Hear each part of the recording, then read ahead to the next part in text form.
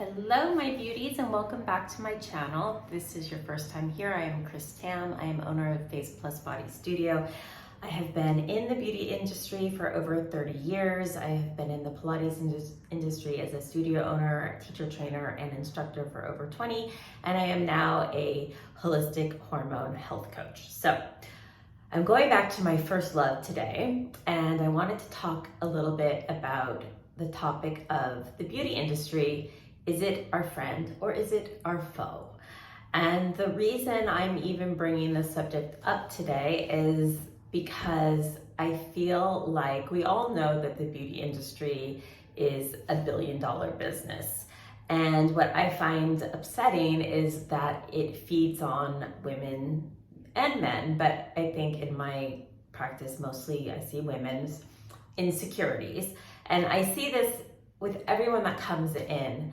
And anytime I turn on social media, and going back to when I first started in the beauty industry, I started as a makeup artist, and it was a very creative outlet for me. I had so much fun. It was all about application of makeup and transforming the way we look and enhancing our features and becoming a character even that just, it was so much fun and creative and beautiful colors. And so I loved everything about it. And then about 10 years into my career, I got really focused on skincare, maybe even before that, but for sure about 10 years in, I opened my own skincare studio in Beverly Hills, and I saw everything from acne clients to pigmentation to anti-aging.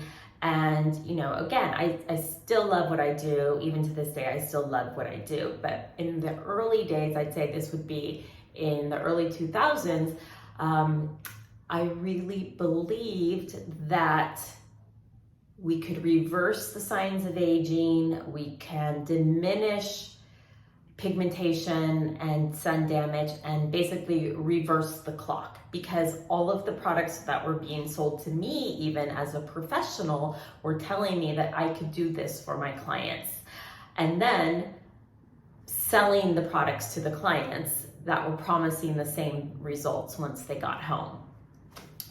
As I've gotten older and wiser and in the industry longer, I can see that the industry not only feeds on our insecurities, but it's not necessarily even achievable, at least not naturally, as we age.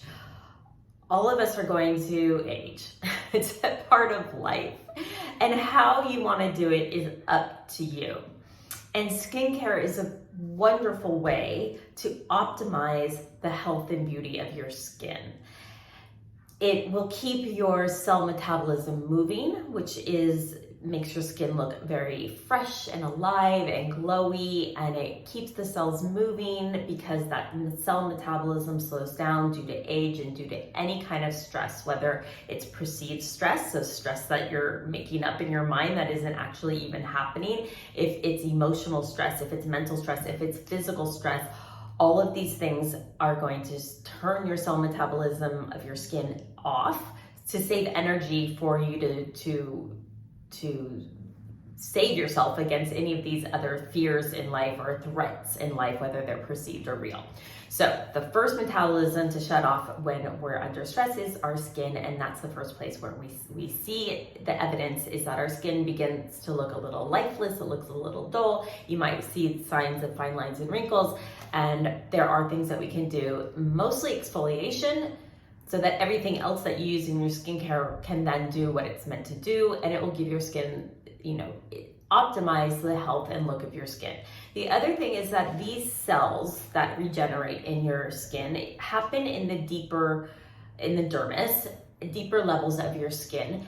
So they are a direct result of what you are nourishing your body with. So if you are eating processed foods or just, a lot of sugar, alcohol, if your diet's poor, it's not going to nourish your skin cells so that your skin is not going to look its best. And so then you're you're really having to work against what you're putting in your body and how it's coming out and showing up on your skin. It's just too many things, too many obstacles. So if you really are concerned about your skin, I would say rather than buying that $200, $300 bottle of skincare lotion, focus on your nutrition first. And I can definitely help you with that. I kind of went off on a tangent there. I didn't really mean to.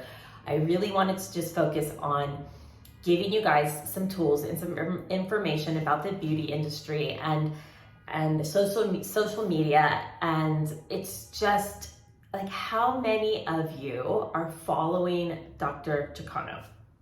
I'm guilty. And if you don't know who he is a very talented, incredible plastic surgeon out of New Jersey, and he does like the Housewives of of New Jersey and New York, and he does beautiful work. But I like find myself scrolling through and thinking someday I'm gonna go to Dr. Chicano and I'm gonna have all this pulled back and I'm gonna have all this lifted and I'm gonna have my eyebrow pulled, and I personally spend time in the mirror and do this and go, wouldn't this look better? And do you do it too? I mean, I think it's just, as humans, it's probably natural.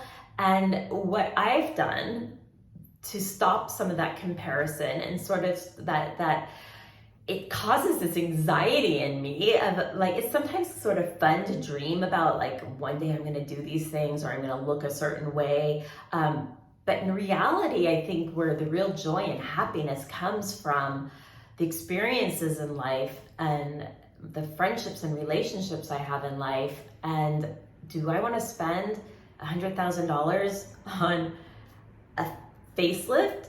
Sure, if I had an extra $100,000, but I don't. And if I had it, first of all, I'd probably put a down payment on a house. But if I would want to spend a couple months traveling the world, I think I'd rather do that, and find other ways to really love myself and accept that I'm aging and accept my looks. And we can feel confident in so many other ways than the reflection in the mirror. And in some ways, I feel like the beauty industry, or not necessarily beauty, but maybe the body industry and the body conscious industry has come a long way, where we have full figure models in almost every ad campaign, and different sizes and shapes and colors, and the people that we see promoting brands and ambassadors, and that I feel like we've come a long way. But I still think, getting back to skincare, because it kind of getting off the topic, you can tell I'm really passionate about this, is that the labels on our skincare are not like an FDA approved. It's not the way that our medicine, our Food and Drug Administration puts labels on our food and drugs. So skincare and supplements, I'm going to add that in there, are things that are not regulated. So you can buy a bottle of, I'm going to say, here's my vitamin C cream, and it has 20% vitamin C. 20% vitamin C that is packaged in a way that makes that vitamin C useful to your skin, and a really well-developed vitamin C and a really well packaged vitamin C is airtight, although this is my sample, so I'm going to take it off. But the packaging keeps it airtight so that air doesn't touch it until you press down here, and it dispenses enough for one application. And so it keeps it potent and powerful and useful until your bottle's gone. But most products, a lot of products that contain, say, vitamin C, I'm just using this as an example, vitamin C has the ability to regenerate skin cells and protects the skin cells from damage. So it's a really potent antioxidant in skincare, reverses damaged cells. So in that case, it is anti-aging. But you can also pick up another bottle off the drugstore or health food store, or even at Neiman Marcus or whatever, that's vitamin C. First of all, you don't know how much percent is actually in the vitamin C product. It could say it has vitamin C in it, and there could just be one drop, and nobody's monitoring this or regulating whether or not it can be called a vitamin C product. So, if you're hearing everywhere on the internet or seeing everywhere on across social media that vitamin C is the fountain of youth, so much goes into determining whether or not that vitamin C is even going to make a difference, a positive difference for your skin. And it can vary. It's pretty expensive, especially for a small business like me. It's very expensive to make a jar like this. In mass production, they could probably bring the price down a bit. And then there's this whole, if you spend more, it must be more valuable. I mean, I think that's just human psychology and sales. So there's just a lot of things that go into buying your skincare products. So I just want you to be aware that there is no regulations in what your skincare products can promise. This whole tightening and lifting and firming. I mean, some of these products I've seen, it's absolutely insane. These like liquid fillers, it's literally cement, like a paste that you put on your skin, and then you can put your makeup over it and it looks flawless, but it's really putting like glue product on your skin. So it's toxic. So just be aware, just be mindful of where you're spending your money. And sometimes it's fun. Maybe you have the extra money and you want to try different products, and it's a hobby for you and you enjoy it. And if that brings you happiness, then please, by all means, don't let me stop you from your happiness, because your happiness at the end of the day is the most important thing. And you being happy is going to let your beauty shine from the inside out. And believe me, nobody's noticing that sunspot on your left cheek. Nobody is noticing that laugh line that's gotten a little bit deeper. Nobody is noticing this, the laxity in your chin. You're noticing it a lot more than everybody else. And I tell you, there is not one client that walks into my office and I think, oh, she's really aging, or he's really aging, or, oh, they really need this cream that's going to tighten their neck. Because I'm sorry, you guys, it's not real. Those types of things, if you're looking for those types of results, it's not in a jar, it's not in a facial room, it typically isn't even a laser or a filler or Botox.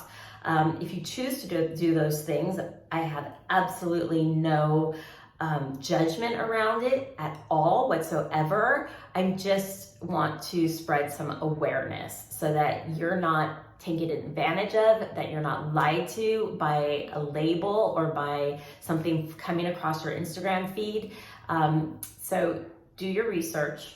I'm always happy to help. If you have any questions, there are tons of lovely products out there that make your skin look and feel delicious. But if you're gonna do one thing that's going to really save your skin, and which I didn't do in my teenage years, and I know that women and men now in 2023 are so much better than future or past generations, is skincare. Sunscreen. Sunscreen is what I was gonna say.